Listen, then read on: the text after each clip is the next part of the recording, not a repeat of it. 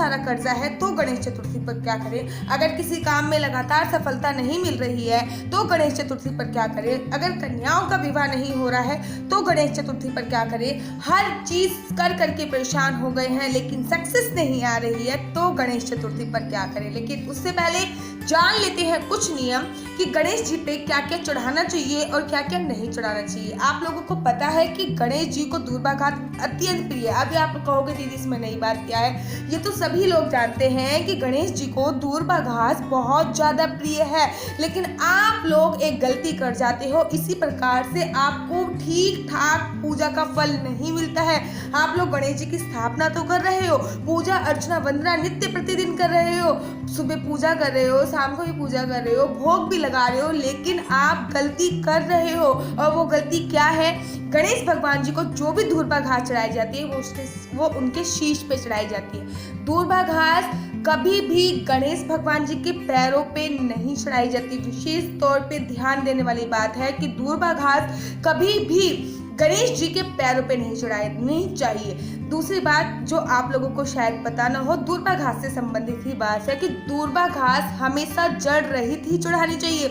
मैंने बहुत सारे लोगों को देखा है कि पार्क से जाएंगे, दूर्वा घास तोड़ेंगे और भगवान जी को आके चढ़ा देंगे। आप लोग जानते हो जो दूर्वा घास आप भगवान गणेश जी को चढ़ा रहे हो उसमें नीचे से जड़ें नहीं दिखनी चाहिए। और विशेष ध्यान दीजिए, अगर आप दूर्वा घास भगवान गणेश जी को चढ़ा रहे हो, अगर वो 12 अंगुल है तो सोने पे सुहागा, क्या कहना फिर तो। और आपको नित्य गणेश चतुर्थी से लेकर गणेश विसर्जन तक कोशिश कीजिए कि आप रोज 101 कम से कम बता रही हूँ ये आप में। और दूर्वा घास कुछ ऐसा नहीं है कि बहुत ज़्यादा कॉस्टली आती है, किसी भी पार्क में जाओगे आप दूर्वा घास आपको मिल जाएगी, तो कम से कम 101 और ज़्यादा से ज़्यादा 121 दूर्वा घास गणेश भगवान जी को अवश्य और अवश्य चढ़ानी चाहिए। एक बात और विशेष ध्यान रखिए, अगर आप दूर्वा घास की माला बनाकर गणेश भगवान जी को पहना देते हो गणेश चतुर्थी से लेकर गणेश विसर्जन तक, तो आपके सारे काम जो असफल हो चुके हैं वो सफल हो जाएंगे। जो सारी कृपा आपकी रुकी पड़ी है फिर तो कहना ही क्या है। जैसे कि बिना तुलसी दल के भगवान हरि को भोग नहीं लगता, जैसे कि बिना बेलपत्र के भगवान शिव को भोग नहीं लगता, ऐसे ही बिना दूर्वा घास के भगवान गणेश को भोग नहीं लगता है। आप जो भी मोदक का भोग लगा रहे हो या फिर सुबह आप ब्रेकफास्ट का भोग लगा रहे हो, नाश्ते का, लंच का, डिनर का, जो भी आप भोग लगा रहे हो भगवान गणेश को, विशेष तौर पे ध्यान दीजिए उसमें आपको दूर्वा घास डालना बहुत बहुत बहुत बहुत ज़्यादा जरूरी है। तो ये दूर्वा घास संबंधित कुछ मैंने आपको बातें बताई हैं जो आपको याद रखना बहुत जरूरी है। कोशिश कीजिए कि आप दूर्वा घास की माला गणेश भगवान को चढ़ाइए, बहुत जरूरी है। और विशेष ध्यान दीजिए कि दूर्वा घास कभी भी भगवान के चरणों पे मत चढ़ाइए, क्योंकि दूर्वा घास भगवान के चरणों पे चढ़ाना निषेध बताया गया है। नंबर दूसरी बात जो आपको बहुत जोर से और बहुत अच्छी तरीके से याद रखनी है वो है कि गणेश भगवान के पूरे परिवार को तुलसी नहीं चढ़ाई जाती है, ना तो गणेश भगवान को, ना भोले बाबा जी को, ना किसी को। अगर आप इस पे भी डिटेल में वीडियो चाहते हैं कि गणेश भगवान जी को तुलसी क्यों नहीं चढ़ा रखी है, क्यों नहीं चढ़ानी चाहिए, तो चलिए छोटी सी वीडियो है, मैं आपको बता देती हूँ। एक बार गणेश भगवान जी गंगा नदी के किनारे तपस्या कर रहे थे। तुलसी माता वहाँ पे आती हैं और तुलसी माता देखती हैं कि गणेश भगवान जी तपस्या कर रहे हैं और तुलसी माता जी उन पर मोहित हो जाती है। जब गणेश भगवान जी के पास जाती है तुलसी माता और उनसे बोलती हैं कि हे गणेश, मैं आपको पति के रूप में वर्णन करना चाहती हूँ, तो गणेश भगवान जी उनकी बेइज्जती कर देते हैं, अर्थात उनको मना कर देते हैं। तुलसी माता जी को दुख हो जाता है और तुलसी माता जी कहती है, हे गणेश जा, मैं तुझे श्राप देती हूँ कि तेरी शादी तेरी मर्जी से कभी नहीं होगी, तू मुझसे एक से शादी नहीं कर रहा, जा मैं तेरे को श्राप देती हूँ कि तेरी दो शादी होएगी, शादी हो जाए। गणेश को भी गुस्सा हो जाता है और भगवान गणेश जी भी तुलसी जी को श्राप दे देते हैं कि जा, मैं तेरे को श्राप देता हूँ कि तुझे अपनी सुंदरता पर बहुत घमंड है, कि तो जा, मैं तेरे को श्राप देता हूँ कि तू जड़ बन जा, अर्थात पौधा बन जा। तो तुलसी माता को जब ये श्राप देते हैं कि तू जड़ बन जा, पौधा बन जा, तुलसी माता दोबारा गणेश भगवान को श्राप दे देती है, अच्छा तुमने मुझे ये श्राप दिया कि मैं जड़ बन जाऊँ, मैं पौधा बन जाऊँ, तो जा मैं तुम्हें श्राप देती हूँ कि तुम्हारा मेरा चढ़ाया हुआ, मैं जब पौधा बन जाऊंगी तो मेरा चढ़ाया हुआ, अगर कोई मेरा तुलसी का एक भी पत्ता, अगर कोई मेरे पौधे का एक भी पत्ता तुम्हारे पूरे शिव परिवार पे या फिर गणेश परिवार पे चढ़ा दिया जाएगा, तो मैं उसकी पूजा कभी भी स्वीकार नहीं करूंगी और उसका सौभाग्य दुर्भाग्य में बदल दूंगी। तो ये कथा थी गणेश जी की, इसलिए गणेश जी को तुलसी का दल कभी भी नहीं चढ़ता। इस बात का आपको विशेष ध्यान रखिए। आप गणेश जी की, अब आप सोच रहे होंगे कि जब आप गणेश जी की स्थापना करते हो, स्थापना की तो बहुत सारी वीडियो आपको मिल जाएंगी। अगर आप चाहते हो कि मैं बताऊं आपको कि गणेश जी की स्थापना कैसे करनी है, तो मुझे कमेंट बॉक्स में लिखिए, मैं उस पर भी एक डिटेल में वीडियो बना दूंगी। गणेश जी की मात्र एक ही परिक्रमा करनी है, लेकिन परिक्रमा करने से पूर्व भी आपको विशेष ध्यान देने वाली बात है कि जब भी आप गणेश भगवान की परिक्रमा करें तो इस बात का ध्यान रखें कि गणेश भगवान की पीठ नहीं देखनी है। तो अब आप परिक्रमा कैसे करोगे? आप जिस भी स्थान पे खड़े हो उसी स्थान पे हाथ जोड़िए और एक गोलाई में एक परिक्रमा कर लीजिए। वो एक परिक्रमा गणेश भगवान को ही समर्पित कर लीजिए। एक बात और, जब आप दूर्वा घास गणेश भगवान को चढ़ा रहे हैं तो इदम दूर्वादलम ओम गम गणपते नमः, मैं ऊपर लिख दूंगी कि इदम दूर्वादलम ओम गम गणपते नमः का जाप करते हुए तब दूर्वा घास गणेश भगवान जी को चढ़ाइए। गणेश भगवान जी की पीठ आपको कभी नहीं देखनी है। जब कहते नहीं है कि जब आप गणेश भगवान जी को लेके आते हो तो उनका मुख भी ढका होना चाहिए। जब पंडित जी आते हैं फिर उनकी प्राण प्रतिष्ठा कराते हैं, अगर आप भी चाहते हो कि घर पे गणेश भगवान जी की बिना पंडित के जरिए, बिना ब्राह्मण के जरिए आप घर पे स्वतः ही प्राण प्रतिष्ठा कैसे कर सकते हो, तो मुझे बताइए। तो गणेश भगवान को जब भी आप लेके आते हो उनका मुख ढका होता है। फिर जब आप प्राण प्रतिष्ठा का मंत्रोच्चारण करते हो और विभिन्न प्रकार से प्राण प्रतिष्ठा करते हो, फिर उनका मुख खुलता है। ठीक ऐसे ही जब आप विसर्जन करने के लिए जाते हो, जब आप गणेश जी को विसर्जित कर देते हो, तब आप पीछे मुड़ के नहीं देखते। क्यों? क्योंकि गणेश जी की पीठ के पीछे अधर्म का वास होता है, इसलिए कभी भी पीछे मुड़ के नहीं देखना चाहिए और गणेश जी की पीठ को कदाचित भी नहीं देखना चाहिए। अब आप लोग बहुत ज़्यादा ये क्वेश्चन आता है कि दीदी घर में दायां गणेश जी लेके आए या बायां गणेश जी, मतलब दाएं सूंड के गणेश जी लेके आए या बाएं सूंड के गणेश जी लेके आए। तो घर में हमेशा आपको बाएं सूंड के गणेश जी लेके आने चाहिए, वो ज़्यादा शुभ होते हैं और जल्दी से ही मानने वाले होते हैं। ठीक है, एक बात का विशेष ध्यान रखिए कि घर में दो गणेश जी नहीं होने चाहिए। मैंने किसी घर में देखा है, हर घर में मैंने देखा है, ना तो घर पे दो, पूरे शिव परिवार में से घर में दो कुछ नहीं होना चाहिए, ना तो दो शिवलिंग होने चाहिए, ना दो गणेश जी होने चाहिए। इस बात का विशेष ध्यान रखिए। हाँ, लड्डू गोपाल आप घर पे 2, 3, 4 जितना भी आपका दिल है उतने रख सकते हैं, लेकिन शिव परिवार आपके घर में एक ही होना चाहिए, शिवलिंग आपके घर पे एक ही होना चाहिए। इनफैक्ट गणेश जी आपके घर पे एक ही होना चाहिए। कोशिश कीजिए कि जब आप गणेश जी की स्थापना कर रहे हो गणेश चतुर्थी वाले दिन, तो कोशिश कीजिए कि आप पूरे शिव परिवार की स्थापना करें और फिर पूरे शिव परिवार की पूजा करें। इससे उनका फल दुगुना मिलेगा, क्योंकि गणेश जी अपने माता पिता को प्रथम पूजनीय मानते और होने भी चाहिए, क्योंकि उनको प्रथम पूजनीय होने का वरदान उनके माता पिता द्वारा ही दिया था। इसलिए जो गणेश जी से माता पिता के सहित पूजता है उसको उनकी विद्या का फल 10 गुना ज़्यादा मिलता है।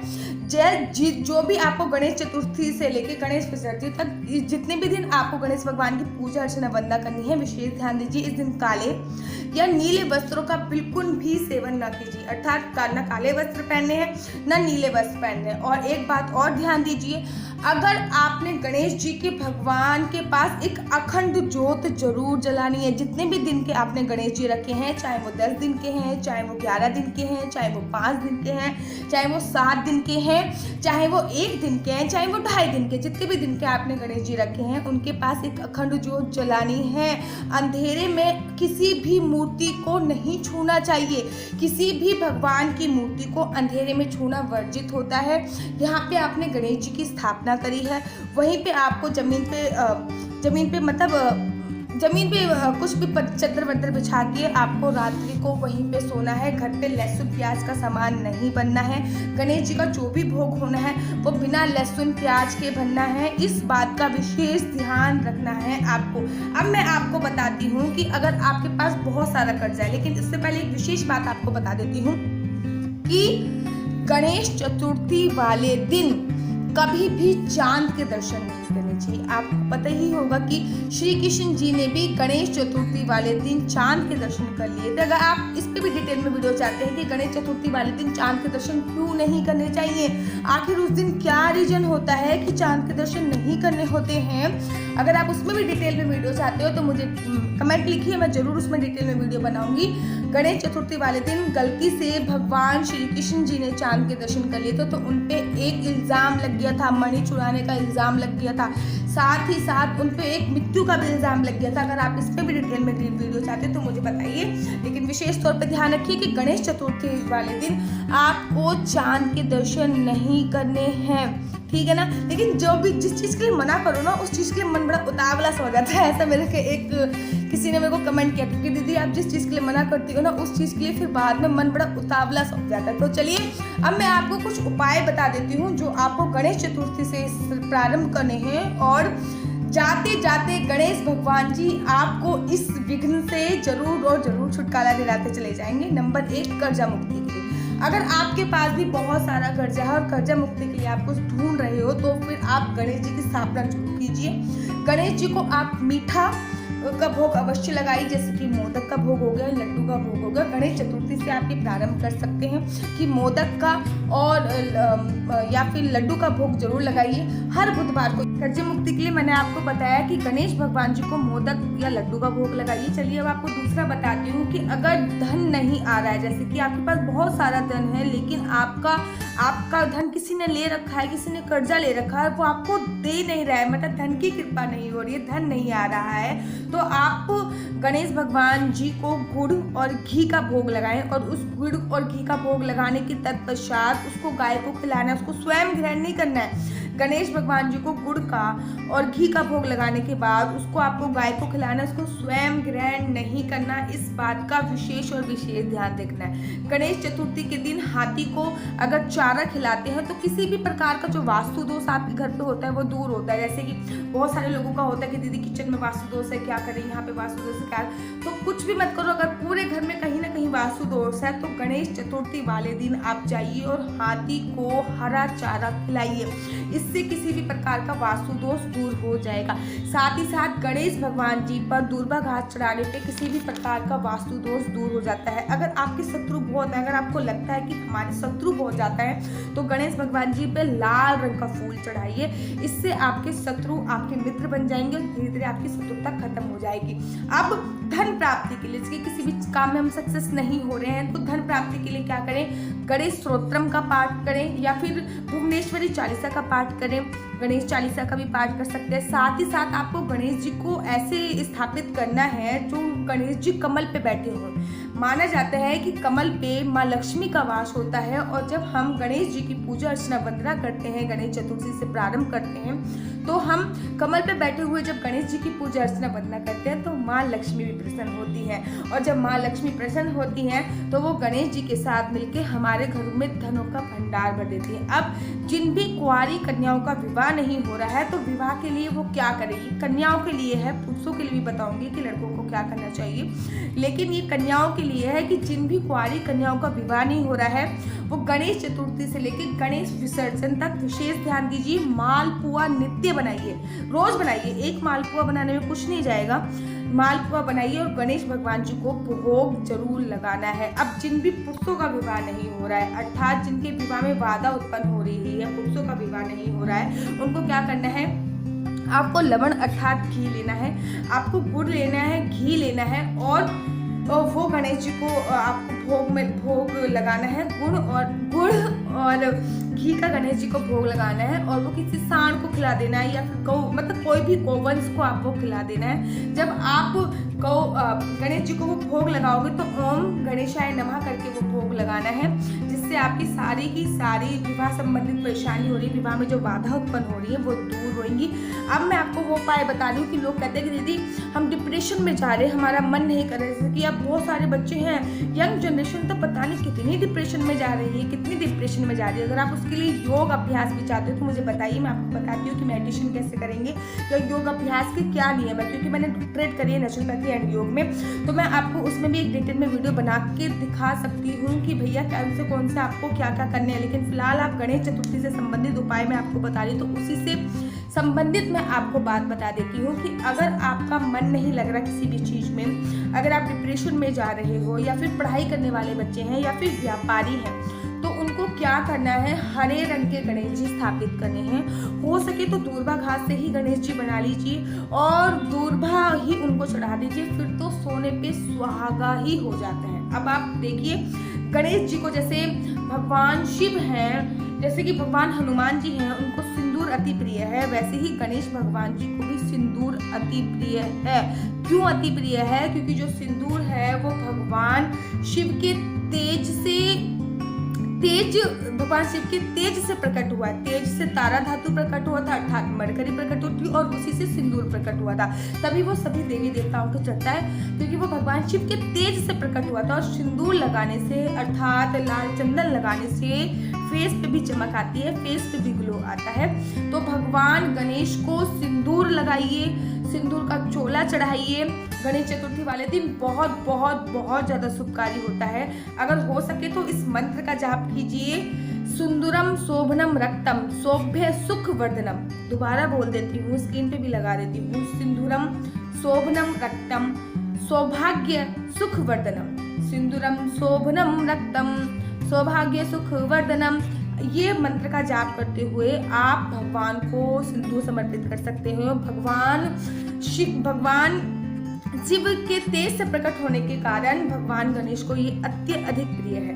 साथ ही साथ आपको गणेश भगवान जी को समी के पत्ते भी चढ़ाने हैं, क्योंकि समी वृक्ष पर ऐसा बोला जाता है कि भगवान शिव का वास होता है, और जिस भी वृक्ष पर भगवान शिव का वास होता है, जिसके बेलपत्र भी चढ़ा सकते हैं, समी वृक्ष के पत्ते भगवान गणेश पे चढ़ाइए। इससे भी भगवान गणेश प्रसन्न होते हैं और आपके कार्य में जितनी भी बाधा उत्पन्न होती हैं वो सारी की सारी बाधा दूर हो जाती है। तो आप कुछ ये उपाय कीजिए। गणेश चतुर्थी से लेके गणेश विसर्जन तक मैं पूरी एक सीरीज लेके आ रही हूँ कि गणेश जी का सिर क्यों कटा। बहुत सारे लोग बोलते हैं कि भगवान शिव को तो सब कुछ पता था, क्या उन्हें ये नहीं पता था कि गणेश भगवान उनके बेटे हैं, उन्होंने गणेश जी का सिर क्यों काट दिया, उनके सिर का क्या हुआ, अब अंत में उनके सिर का क्या हुआ, जो हाथी का सिर ही क्यों लगाया हुआ, हाथी का धड़ का क्या हुआ, गणेश जी की सवारी चूहा ही क्यों है, और गणेश जी की शादी रिद्धि सिद्धि से क्यों हुई, इसकी क्या कथा है, गणेश जी को मोदक इतने प्रिय क्यों है, लड्डू इतने प्रिय क्यों। ये पूरी एक सीरीज है जो मैं लेके आ रही हूँ। गणेश चतुर्थी से लेकर गणेश विसर्जन तक एवरी डे एक वीडियो लेके आऊँगी मैं। आपको क्या करना है, आपको बस वीडियो देखना है, लाइक शेयर सब्सक्राइब जरूर और जरूर करना है अगर आपको मेरी वीडियो पसंद आती है। तो चलिए, जय जय श्री कृष्णा, वंदे मातरम, हर हर महादेव। गणेश चतुर्थी की बहुत बहुत शुभकामनाएं।